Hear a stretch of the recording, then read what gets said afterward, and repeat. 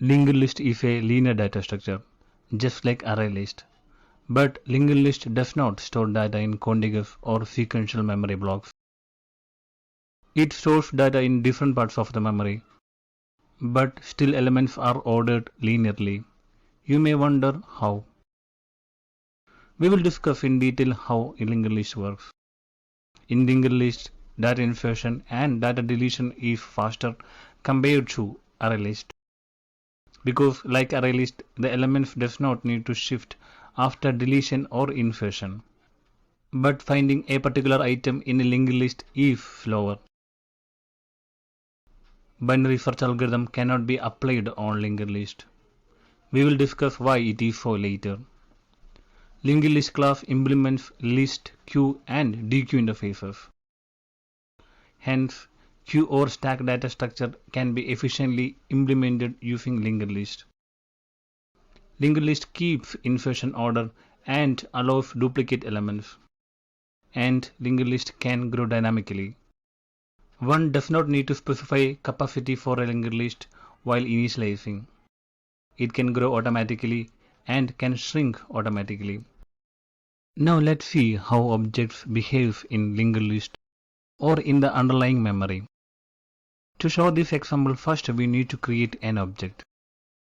What you see here is an employee object. In employee object, three fields are there: employee ID, full name and age.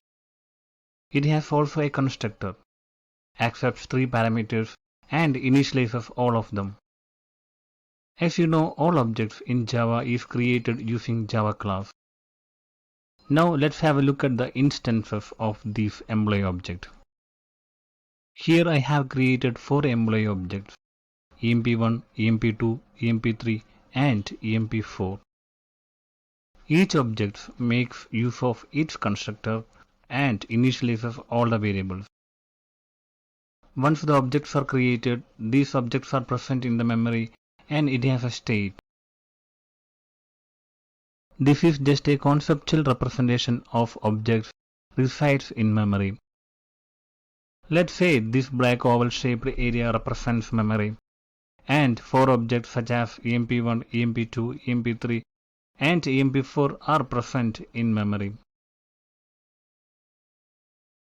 Now let's try to add these objects into linked list and see what happens.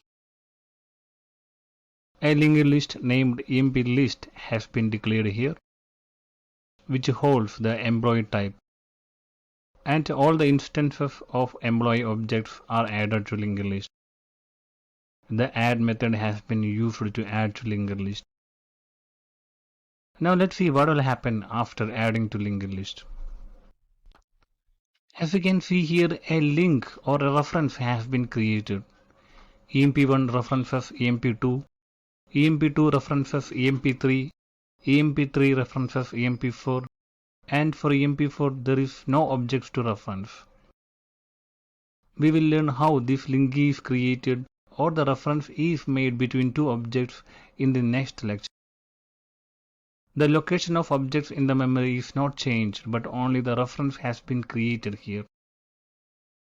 The first node or first object here, which is emp1, is known as head node, while the last node, here it is emp4, known as tail node.